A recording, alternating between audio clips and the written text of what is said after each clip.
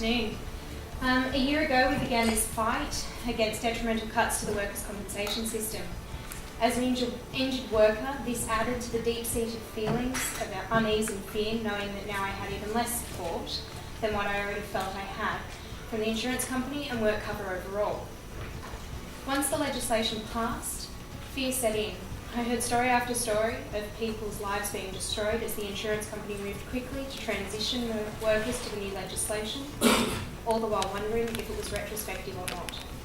The subjectivity of assessments leaves workers with a minimal percentage difference no longer being covered. At 30%, an injured worker is covered for life, yet a worker at 29% is no longer covered after 5 years. The Goodapal case gave some hope to workers like myself who were injured before June 2012 that they may be able to be reassessed for changes and deterioration to their injury. For me, that was a lifeline. At 27% whole person impairment, I will no longer be covered in 12 months' time.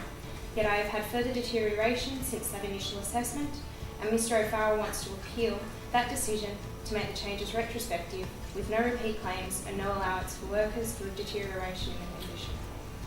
You must be at 30% at that initial assessment. I had my case manager at the insurance company tell me that at 27% whole person impairment I was fine and that it wasn't a severe injury. If I was at 30%, then I had a right to say it was bad. That's like telling someone, we'll chop your leg off, it's roughly a quarter of your body, and you'll be right because it's not equal to 30% of your body, so it won't affect you. For those who don't know my story, I injured my spine during a cardiac arrest at work. I'm a registered nurse and was trying to save somebody's life. I was left with nerve damage, bladder and bowel dysfunction, chronic pain, depression, and 4 spinal surgeries. When I was assessed, I only had the chance to submit for my spine, not my bladder and bowel, as I had to be stable for a set period of time before I could be assessed. Then the legislation changed.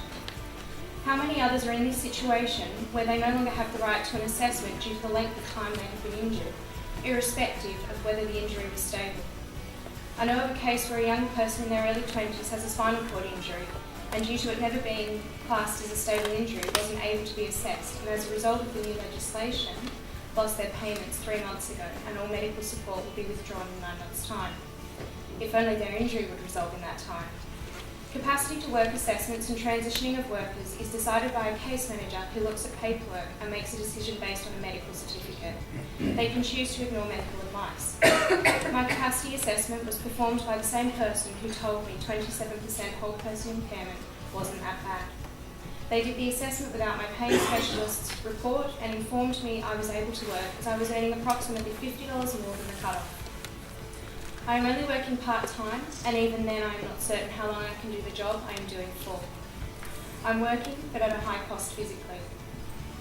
Now that I know in 3 months I will no longer have financial benefits, and then in a year no support medically is terrifying. What happens if I need a wheelchair, or worse, further surgery? My family will suffer financially to make sure that I am okay. I understand that the workers' comp scheme needs to be financially stable. However, the over-servicing of the industry and inefficiencies of the insurance companies were ignored, and whilst premium cuts have helped small business, it is at a great cost and suffering of the workers, not those who are profiting from the industry. The changes which have been implemented are in practice far worse than what was first envisioned, and we should never stop fighting to have the worst of these changes reversed, so that workers across New South Wales can go to work feeling protected, and so that injured workers retain their dignity and their rights.